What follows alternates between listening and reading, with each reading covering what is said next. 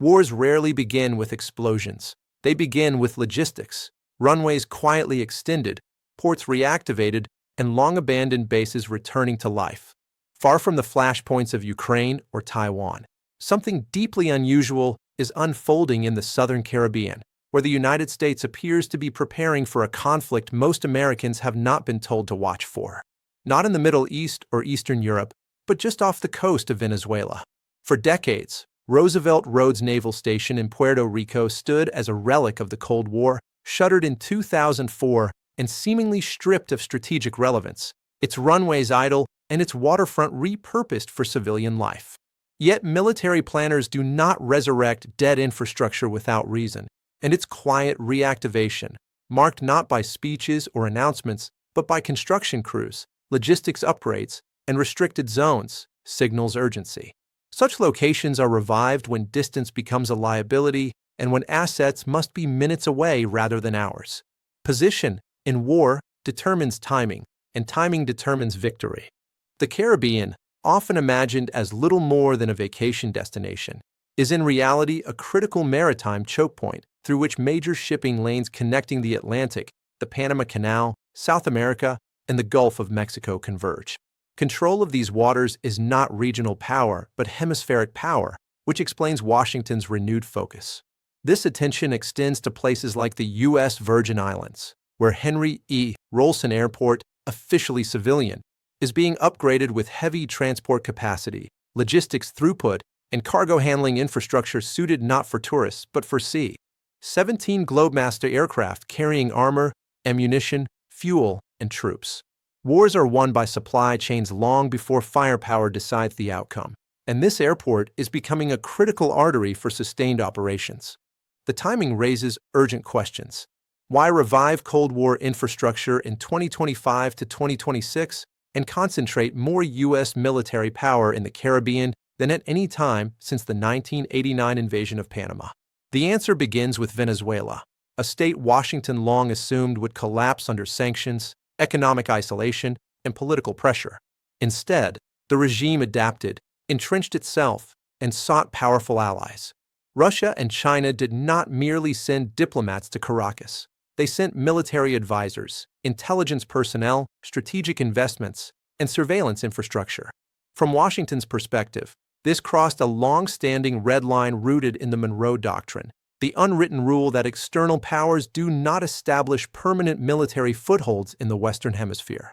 This situation is not comparable to Cold War-era Cuba. Venezuela is larger, closer to critical shipping lanes, rich in oil, and deeply entangled with transnational criminal networks. A hostile, militarized Venezuela backed by Moscow and Beijing is not a nuisance, but a strategic nightmare. Oil itself is not the cause of escalation, but an accelerant. What truly drives conflict is control, and the U.S. Coast Guard's interception of tankers, seizure of cargo, and strangulation of cash flow signal preconditioning rather than diplomacy. Modern wars weaken regimes financially before the first shot is fired. Meanwhile, the assembly of naval assets, destroyers, cruisers, and amphibious assault ships, is no accident. Each vessel fits into a kill chain, not a symbolic deterrence posture. The USS Jason Dunham, an electronic warfare platform, exists to blind radars, jam communications, and sow confusion in the opening hour of conflict, when uncertainty saves lives on one side.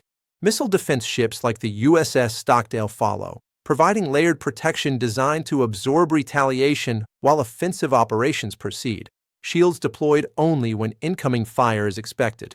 The arrival of amphibious assault ships, such as the USS Iwo Jima, removes any remaining ambiguity. Blockades do not require Marines, but invasions do, and Marines do not sail unless someone intends to land them. The southern approach, near Trinidad and Tobago, completes the picture by sealing Venezuela off from the Atlantic, preventing submarines, fast boats, or resupply efforts from slipping through unnoticed. This is classic maritime containment, methodical and unforgiving. None of this guarantees war, but none of it suggests peace. Nations do not spend billions, reactivate abandoned bases, or assemble invasion fleets unless the option is real. The Caribbean is changing, and by the time most Americans notice, the decision may already be irreversible. Venezuela was never supposed to survive this long, and that assumption shaped nearly every decision Washington made over the past decade.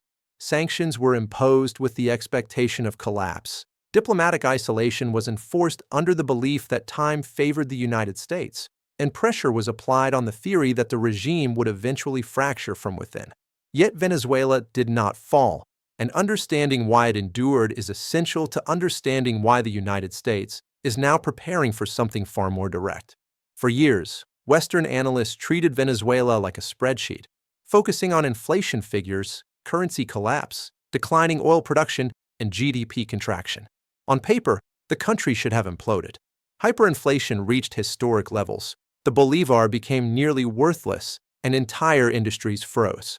Still, the regime held, because economic pain does not automatically topple governments.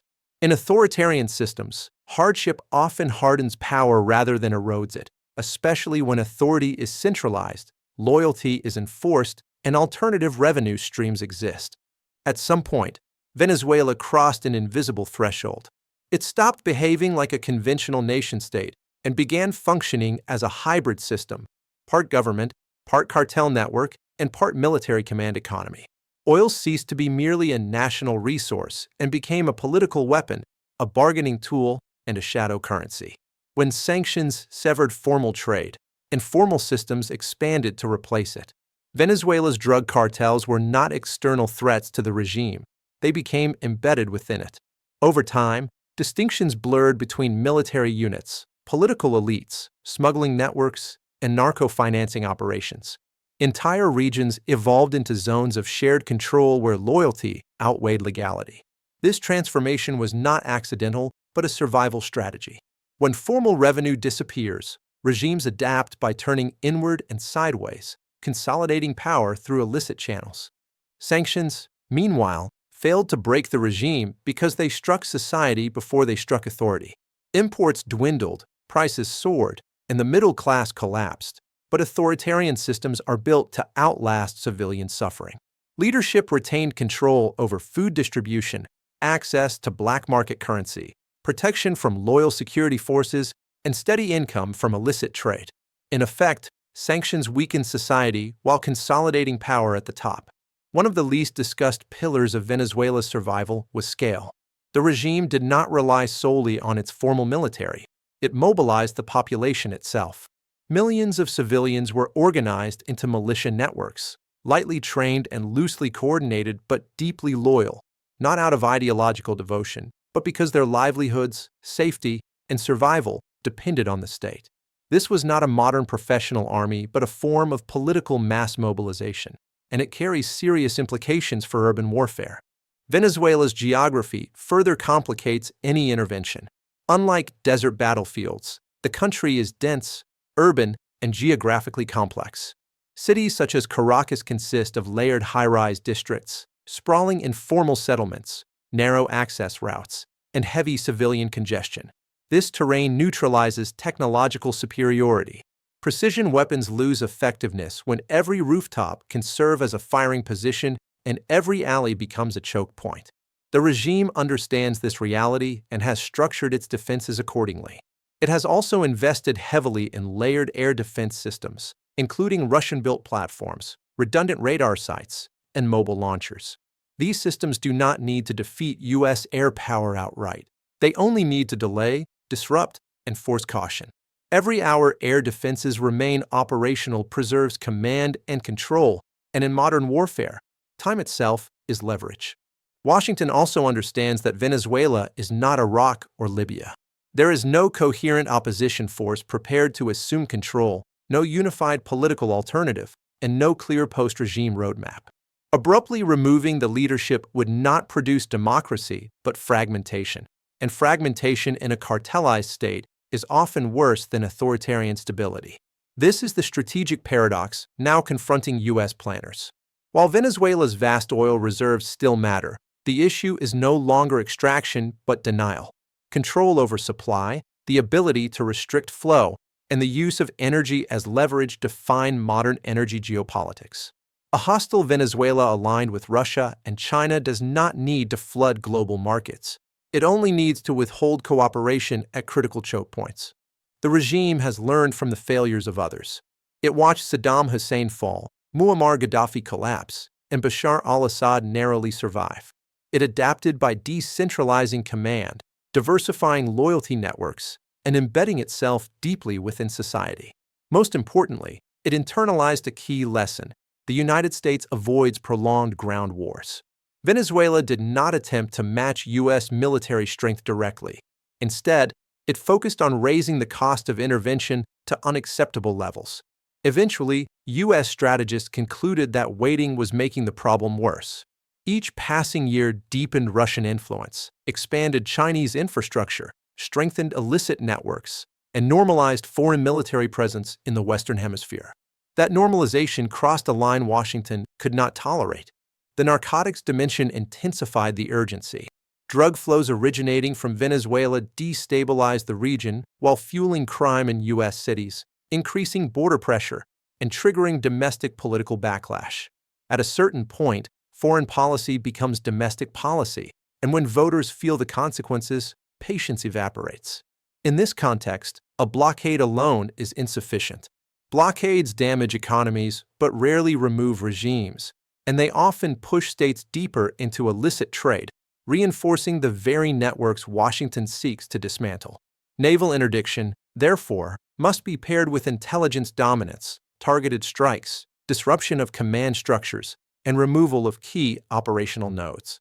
At that point, strategy moves beyond containment and into coercion, an escalation not chosen lightly, but one increasingly viewed as unavoidable.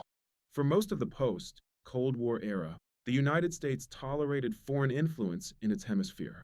It accepted trade agreements, diplomatic outreach, and even limited military cooperation, so long as those relationships remained symbolic. But there has always been a line Washington does not permit anyone to cross: the establishment of permanent military presence by rival great powers in the Western Hemisphere. In Venezuela, that line is now being tested deliberately. Russia and China did not arrive out of ideological friendship or solidarity. They arrived because of geography. Venezuela sits at the northern edge of South America, adjacent to the Caribbean Sea, critical Atlantic shipping lanes, the approaches to the Panama Canal, and the U.S. Gulf Coast. From a strategic standpoint, it functions simultaneously as a listening post, a staging ground, and a pressure point. Both Moscow and Beijing understand that weakening the United States does not require direct confrontation. It only requires forcing it to defend multiple fronts at once. Russia's objectives are rooted in disruption rather than dominance. Moscow knows it cannot match the U.S. Navy ship for ship, and it does not intend to try. The value lies in distraction. Every American carrier group tied down in the Caribbean is one not positioned in the Baltic, the Black Sea, or the Pacific.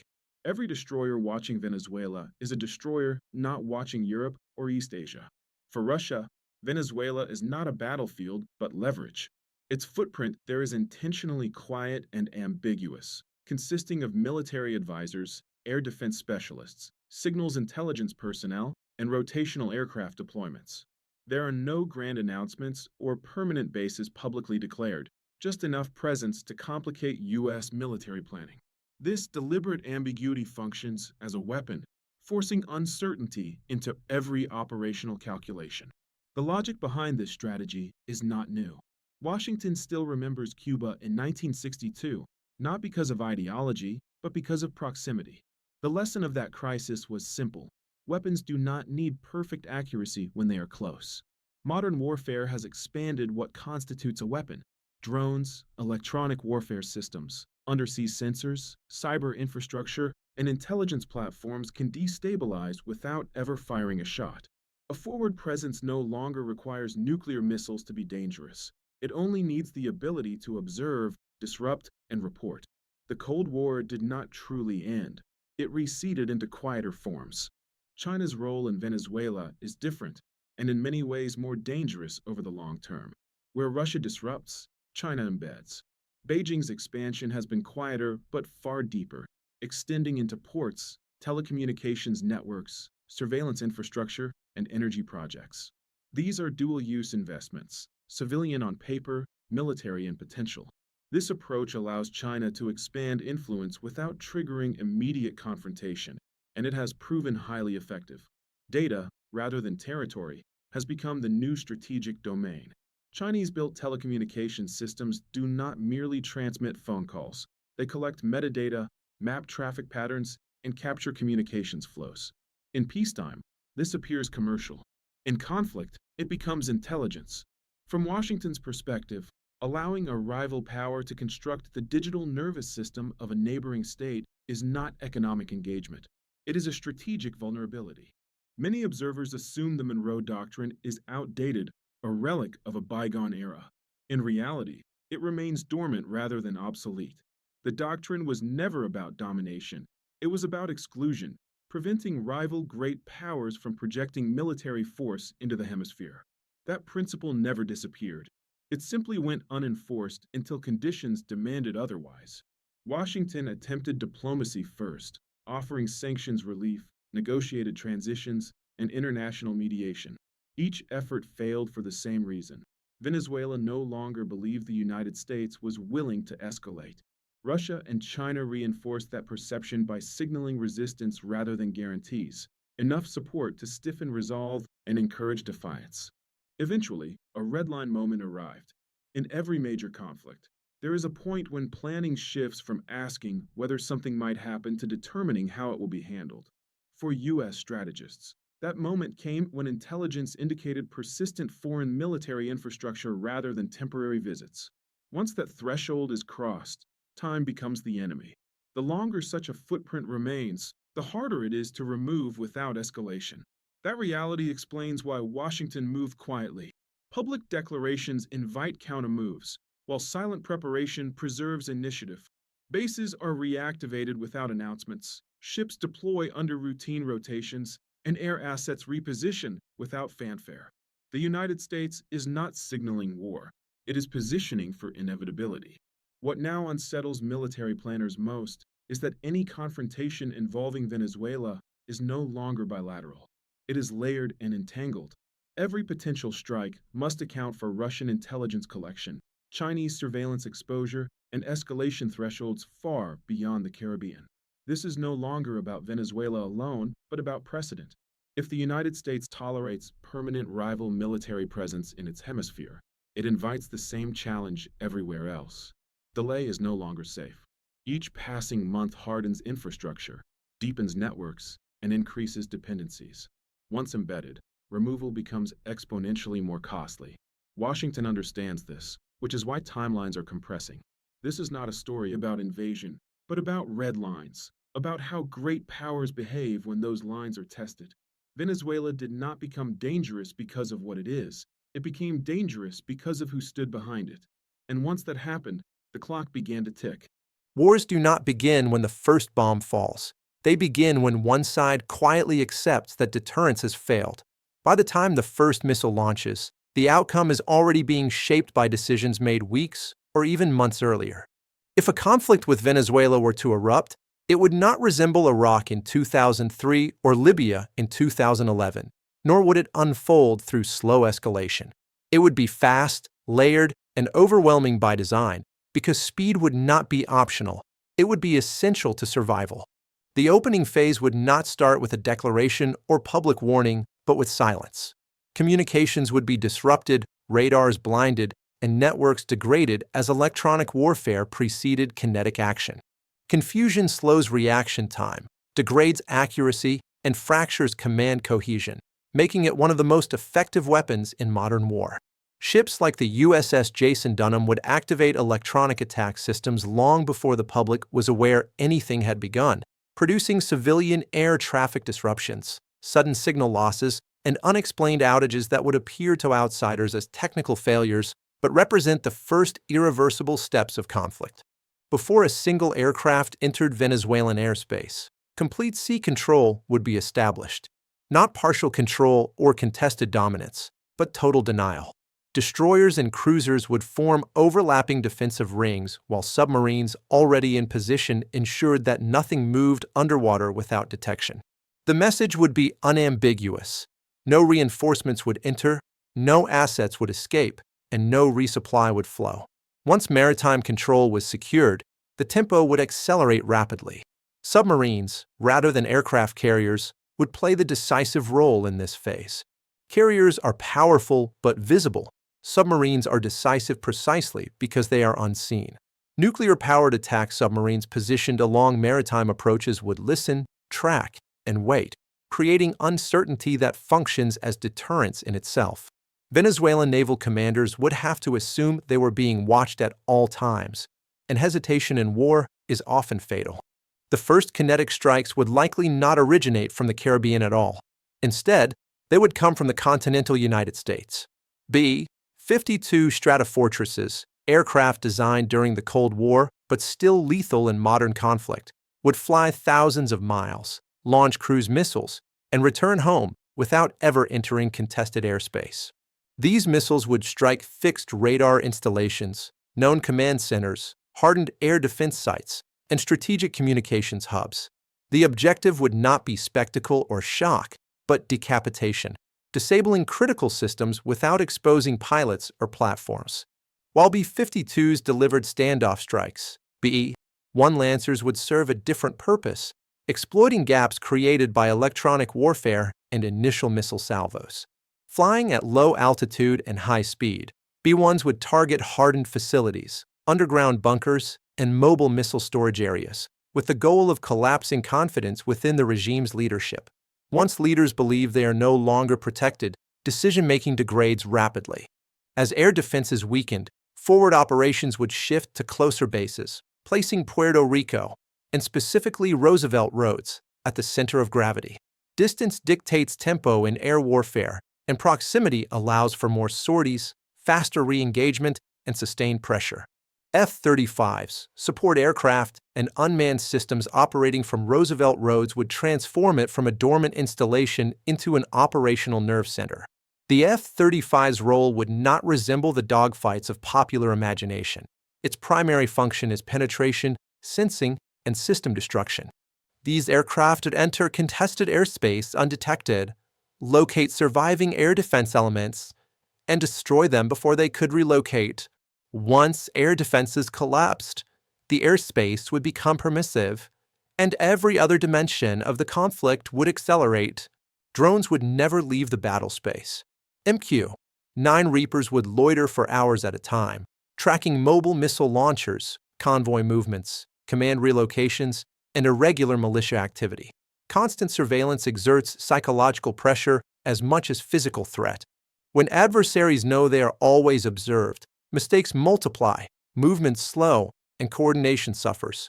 Naval and air dominance alone, however, would not be enough to dismantle the regime's networks. At some point, control requires physical presence, which is why amphibious assault ships and marines would matter. Landings would not be broad or indiscriminate but targeted, focusing on airports, ports, energy infrastructure, and communications hubs. The objective would not be occupation but dislocation, removing the regime's ability to coordinate, communicate, and control, causing resistance to fragment. Speed would dictate how forces were inserted. Large landings create predictable vulnerabilities, which is why platforms like the V-22 Osprey are critical. They enable deep insertion, rapid extraction, and flexible targeting, allowing special forces to operate ahead of conventional troops. These units would identify targets, guide strikes, and collapse networks from within, embodying a modern form of expeditionary warfare that is fast, precise, and relentless. Beneath all of this, logistics would quietly determine success or failure. Wars are not won by missiles alone, but by fuel, spare parts, food, and maintenance. C-17 cargo aircraft would operate continuously, sustaining operations and preventing momentum from stalling. Every sortie consumes supply, and every disruption risks slowing the entire campaign, which is why airports like Henry E. Rolson are strategically indispensable. They function as arteries, and arteries must never clot. Venezuela's response would likely avoid direct force-on-force confrontation. Instead, it would rely on asymmetry, opportunistic missile launches, fast boats mixed with civilian traffic, militia harassment, and urban entrenchment. The goal would not be victory but delay, because delay generates political pressure, invites international intervention, and creates space for foreign actors to complicate the conflict. Time would be the true battlefield. Each additional day would increase civilian risk, political cost, and escalation danger.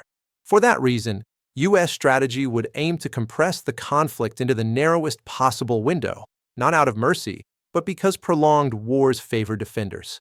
Speed in this context is not cruelty, it is strategy. Every strike would also carry signaling risk. Russia would watch closely, China would observe carefully, and regional actors would calculate their responses. Restraint would therefore be deliberate and calibrated, with targets chosen not only for their military value, but for the messages they send. This would be war conducted under global surveillance, immediate, unforgiving, and impossible to hide. If conflict came, it would not appear dramatic at first.